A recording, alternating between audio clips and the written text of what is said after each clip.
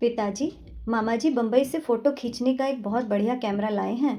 आज उन्होंने उसी से मेरा चित्र खींचा है। परंतु क्या तुम्हें मालूम नहीं कि उससे भी बढ़िया दो दो कैमरे स्वयं तुम्हारे पास मौजूद हैं। ये कैमरे तो ऐसे बढ़िया हैं कि बम्बई क्या दुनिया के किसी भी देश में किसी दाम पर नहीं मिल सकते। मेरे पास ऐसे कौन से कैमरे हैं? तुम्हारे ये दोनों नेत्र, ये फोटो के कैमरे ही तो हैं। बल्कि यूं कहो कि फोटो के कैमरे इन्हीं की नकल पर बनाए गए हैं। असल कैमरा तो नेत्र ही है, जो ईश्वर का बनाया हुआ है और जिसे हम अपना दैवी कैमरा कह सकते हैं। क्या नेत्रों की बनावट फोटो के कैमरे की तरह होती है? हाँ, बिल्कुल उसी तरह की। केवल बाजारू कैमरा साधारण तौर पर चौकोर होता है और हमारी आंखें अंडाकार हैं। किंतु यह अंतर भी केवल बाहरी रूप में है। भीतर के यंत्र और पुर्जे तो दोनों में एक से ही हुआ करते हैं। कैसे? देखो, कैमरे के सामने वाले भाग में तुमने देखा होगा कि एक कांच लगा रहता है, जिसे लेंस या ताल कहते हैं। बाहरी चीजों की छाया इसी कांच से होकर कैमरे के अंदर एक स्थान पर गिरती है और वहां ही उसका चित्र खिंच जाता है।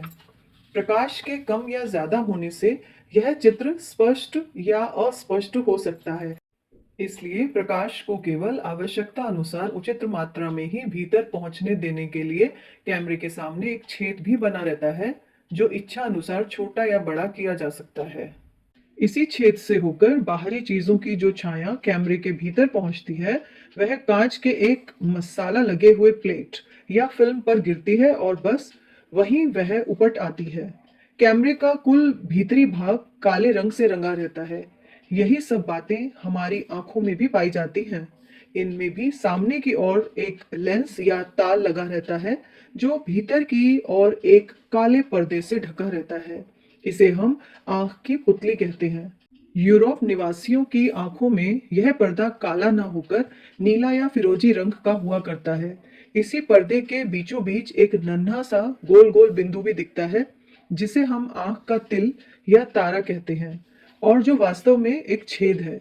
यह छेद काले रंग का दिखाई देता है, क्योंकि आंख का अंतः पटल बिल्कुल काला है। जिस प्रकार एक घर के भीतर का गहरा अंधकार एक छोटे से छेद द्वारा काले रंग का दिखता है, उसी प्रकार हमारी आंख का यह काला तिल भी भीतर के काले रंग को प्रकट करता है। तेज प्रकाश में यह तिल अर्थात छेद पुतली के पर्दे सहित सिकुड़कर छोटा सा हो जाता है, परंतु अंधकार में यह फैल जाता है।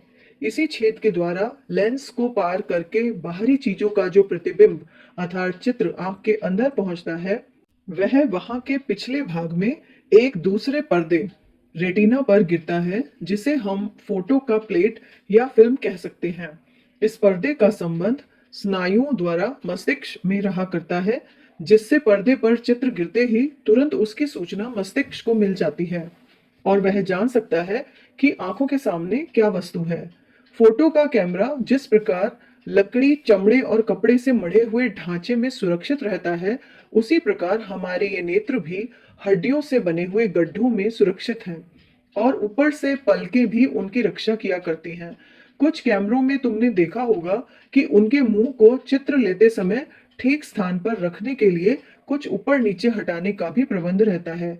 उसी प्रकार हमारे नेत्रों की पुतलियां भी इच्छा अनुसार ऊपर नीचे और इधर उधर फिराई जा सकती हैं, जिससे हम बिना सिर घुमाए इधर उधर चीजों को देख सकते हैं। प्रत्येक नेत्र में इसके लिए छह छह मांसपेशियां लगी रहती हैं। इस प्रकार तुम देखते हो कि हमारे नेत्र फोटो के कैमरे से हर एक बात में मिलते जुलते हैं। अपूर्वता केवल इतनी ही है कि आदमी के बनाए हुए बाजारों कैमरों में एक प्लेट पर केवल एक ही चित्र खिंच सकता है और दूसरा चित्र लेने के लिए उसमें दूसरा प्लेट भरने की जरूरत होती है। किंतु हमारे नेत्र रूपी इस दैवी कैमरे में एक प्लेट जीवन पर्यंत सब प्रकार की तस्वीरें खींचने के लिए काफी है। ईश्वर और मनुष्य के काम में यही अंतर है। अच्छा, ये आंखें दो क्यों दी गई हैं? क्या एक ही आंख से काम नहीं चल सकता था? चल सकता था, परंतु उतना अच्छा नहीं जितना दो आंखों से। हमारे ज्ञान का अधिकतर भाग केवल देखने और सुनने की शक्तियों पर निर्भर रहता है। इसलिए हमें आंख और कान दो दो दिए गए हैं। ये आंखें सिर के सामने वाले भाग में रखी गई हैं, क्योंकि इससे हमें देखने में सुविधा मिलती है। यदि ये शरीर के किसी अन्य स्थान में होती तो हमें उतनी सुविधा न होती। नेत्रों के ऊपर नीचे पलकों पर बरौनी के बाल क्यों पैदा किए जाते हैं? क्या इनसे भी कुछ प्रयोजन है? हाँ, इनसे भी आंखों की रक्षा होती है और बाहर से धूल, गर्द इत्यादि आंखों के अंदर नहीं जाने पाती। साथ ही नेत्रों को साफ और निर्मल रखने के लिए ऊपर की पलकों के अंदर पानी निकालने का एक एक यंत्र भी रहता है, जिसे अश्रुग्रंथि कहते हैं। इससे थोड़ा थोड़ा जल निकलकर नेत्रों को सरस और साफ रखता है। इस यंत्र से मिली हुई एक छोटी सी नली नाक के अंदर लगी है। धुआं लगने से अथवा रोते समय जब अश्रु ग्रंथि से आंसू बहुत अधिक मात्रा में बन बनकर बहने लगता है, तब उसका कुछ पानी इस नली द्वारा नाक में भी आकर टपकने लगता है।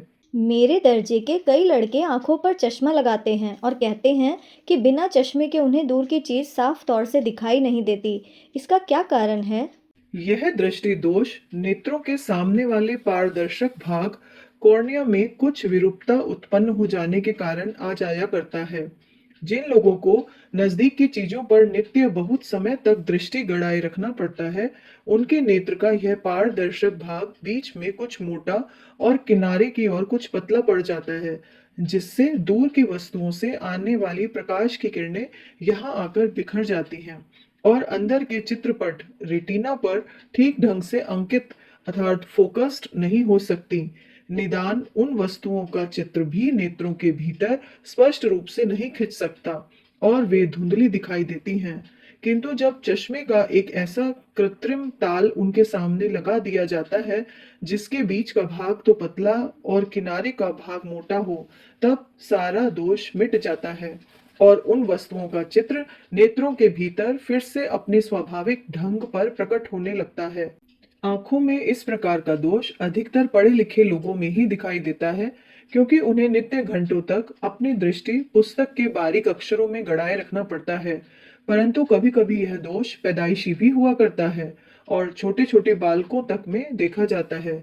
इसके विपरीत एक दूसरे प्रकार का दृष्टि दोष भी होता है, जिसमें आदमी को दूर की चीजें तो स्पष्ट दिखाई देती हैं, किंतु पास की चीजें धुंधली जान पड़ती हैं। ऐसे लोग दूर पर लगे हुए साइन बोर्ड के अक्षरों को तो आसानी से पढ़ लेते हैं, किंतु हाथ में ली हुई पुस्तक के अक्षरों को बिना चश्मा के नहीं बांच सकते। यह दोष कैसे हो जाता है? यह दोष भी नेत्रों के सामने वाले पारदर्शक भाग कॉर्निया के विरूपता से ही उत्पन्न हो जाता है, किंतु इसमें विरूपता दूसरे प्रकार की होती है, अर्थात इसमें पारदर्शक भाग का बीच वाला अंश मोटा न होकर पतला पड़ जाता है और मोटाई किनारे के भागों पर चढ़ जाती है। अतएव इसके लिए एक ऐसे ऐनक की जरूरत होती है, जिसके ताल बीच में तो मोटे हों और किनारे की ओर पतले। जिन्हें पढ़ने लिखने या सीने पिरोने के लिए ऐनक लगाना पड़ता है, उनका ऐनक बस इसी प्रकार का होता है। किंतु दूर का दृष्टि दोष हो या नजदीक का, सबका मूल कारण प्राय स्वास्थ्य के नियमों की अवहेलना और नेत्रों का अनुचित उपयोग ही हुआ करता है। यदि आरंभ से ही स्वास्थ्य के नियमों का पालन करते हुए नेत्रों की रक्षा का पूरा पूरा ध्यान रखा जाए, तो चश्मा लगाने का अवसर बहुत ही कम आने पावे। अच्छा, तो नेत्रों की रक्षा के लिए क्या करना चाहिए? देखो, विद्यार्थियों में जो आंखों की कमजोरी अधिकतर देखी जाती है, वह उनके पढ़ने लिखने के अनुचित ढंग से ही उत्पन्न हो जाया करती है। अतएव सबसे पहले उन्हें अपने पढ़ने लिखने का ढंग ही सुधारना चाहिए। कैसे? देखो, बहुत से लड़कों की आदत होती है कि पुस्तक को आंखों के बिल्कुल पास ले जाकर पढ़ते हैं। यह आदत अच्छी नहीं, इससे आंखें बहुत जल्द खराब हो जाती हैं। पढ़ने में किताब को न तो बहुत पास रखना चाहिए और न बहुत दूर, करीब एक हाथ की दूरी पर रखकर पढ़ना चाहिए। किताब को धूप में भी रखकर पढ़ना ठीक नहीं है, इससे आंखें कमजोर हो जाती हैं। सदैव छाया में ही बैठकर पढ़ना चाहिए और पढ़ते समय बैठना इस तरह चाहिए कि प्रकाश सामने की तरफ से न आवे, बल्कि बाईं तरफ से आता रहे। संध्या समय या धीमी रोशनी में भी कभी न पढ़ना चाहिए, क्योंकि इससे भी आंखों पर बड़ा जोर पड़ता है। कुछ लड़के सदैव हिल हिल कर पढ़ा करते हैं, कुछ को पेट के बल लेटकर पढ़ने की आदत होती है। ये दोनों आदतें भी बहुत बुरी हैं। इनसे न केवल आंखें ही खराब होती हैं, बल्कि फेफड़े और पेट भी दबकर कमजोर पड़ जाते हैं। पढ़ने लिखने का काम जहां तक हो सके किसी मेज या डेस्क पर रखकर करना उत्तम है। डेस्क की ऊंचाई इतनी हो कि पढ़ते समय शरीर को झुकना न पड़े। डेस्क नीचा होने से लड़कों को झुककर बैठने की आदत पड़ जाती है, जिससे रीढ़ टेढ़ी हो जाती है। यदि मेज या डेस्क न मिले तो किताब रखने के लिए किसी संदूकची को ही काम में लाया जा सकता है। इसके अतिरिक्त जब कभी बहुत देर तक लगातार लिखने पढ़ने का काम करना पड़े तो थोड़ी थोड़ी देर में नेत्रों को किताब या कागज पर से हटाकर 1 या 2 मिनट तक किसी दूर की चीज को देखते लग जाएं। इससे आंखों में जल्दी दृष्टि दोष नहीं पैदा होने पाता और न वे उतनी थकती ही हैं। यह सावधानी तो पढ़ने लिखने के संबंध में हुई। अब कुछ दो एक बातें और हैं जिन्हें सीने पिरोने वाली लड़कियों एवं सिनेमा थिएटर देखने वाले शौकीनों को ध्यान में रखना चाहिए। वे क्या हैं? बहुधा लड़कियां सीने पिरोने के समय नेत्रों पर बहुत अनुचित जोर डाला करती हैं, जिससे उनकी आंखें और सिर दर्द करने लगते हैं और धीरे धीरे नेत्रों की शक्ति भी घटती जाती है। सीते समय इस बात का सदा ध्यान रखना चाहिए कि गर्दन और छाती बहुत झुकी हुई न हो और दृष्टि सदा एक ही स्थान पर न पड़ी रहे, बल्कि सुई के साथ साथ ऊपर और नीचे को बराबर फिरती रहे। इससे नेत्रों पर जोर बहुत कम पड़ेगा और आंखें जल्दी खराब न होने पाएंगी। सिनेमा देखने में किस बात का ध्यान रखना चाहिए? सिनेमा से भी बहुत सी आंखें खराब हो जाया करती हैं, किंतु इसका मुख्य कारण सिनेमा देखना नहीं, बल्कि सिनेमा देखने का अनुचित ढंग है। साधारण लोग प्राय सिनेमा को आंख फैलाए हुए घंटों तक एकटक देखा करते हैं और बस इसी से उनकी आंखें खराब हो जाती हैं। सिनेमा या नाटक देखने का ठीक ढंग यह है कि कुर्सी पर आराम से किंतु सीधे होकर बैठो, सिर पीछे को झुका हो, थोड़ी ऊपर को उठी रहे और आंख की पलकें कुछ कुछ नीचे को गिरी हुई हों तथा अपनी स्वाभाविक रीति पर बराबर भजते भी रहें। बहुत से लोग पलक भांजने का ठीक ठीक ढंग नहीं जानते। उनकी पलकें कभी झटके के साथ और कभी अनियमित रूप से उठती तथा गिरती हैं। वास्तव में पलक भांजने का मुख्य उद्देश्य नेत्रों की थकावट मिटानी और उन्हें क्षणिक आराम देना ही हुआ करता है। अतएव इसकी स्वाभाविक विधि यह है कि ऊपर की पलक धीरे से केवल इतनी मूंदे कि उससे आंख की पुतली मात्र ढक जाए और तत्काल ही वह फिर खुल जाए। इस प्रकार प्रति मिनट 10 बार के हिसाब से पलकों को सदैव खुलते और मूंदते रहना चाहिए। चाहे हम पढ़ते लिखते हों या किसी चीज को देखते हों, हमारी पलकों का यह काम हर समय और हर हालत में जारी ही रहना चाहिए। इसे रोकना किसी समय भी उचित नहीं। बहुधा देखा जाता है कि सिनेमा या थिएटर देखते समय बहुत से भावुक लोग अपनी पलकों का भांजना एक बार भी बंद कर दिया करते हैं। इससे आंखों पर बड़ा जोर पड़ता है और उनकी देखने की शक्ति घट जाती है। अतएव इस विषय में विशेष रूप से सावधान रहने की जरूरत है। साथ ही सिनेमा या नाटक देखते समय पलकों को बहुत ऊपर उठाना भी अच्छा नहीं है। केवल ठोड़ी को ही ऊपर उठाते रहना चाहिए। इससे आंखों पर बहुत कम जोर पड़ेगा और ये जल्दी खराब नहीं होने पाएंगी।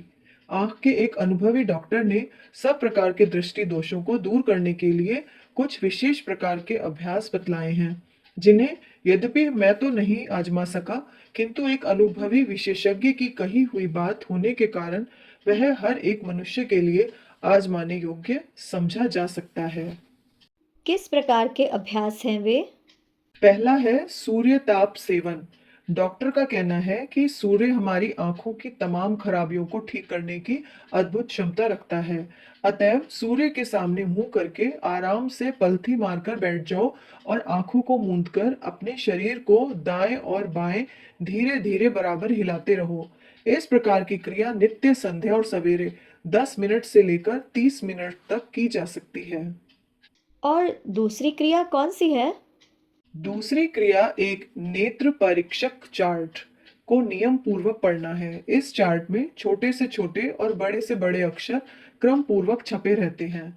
लड़कों को चाहिए कि यह चार्ट दीवार पर टांग ले और फिर 8 या 10 फीट की दूरी पर बैठकर उसके छोटे से छोटे अक्षर को, जो आसानी से पढ़े जा सकते हो, नित्य पढ़ने की चेष्टा करें।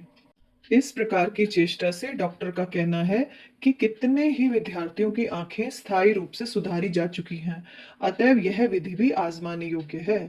हमारे वैद्य ग्रंथों में नेत्रों की ज्योति बढ़ाने के लिए त्रिफला का सेवन, त्रिफला के पानी से आंखें धोना, शहद, गौ का घी तथा मक्खन आदि की बड़ी प्रशंसा की गई है।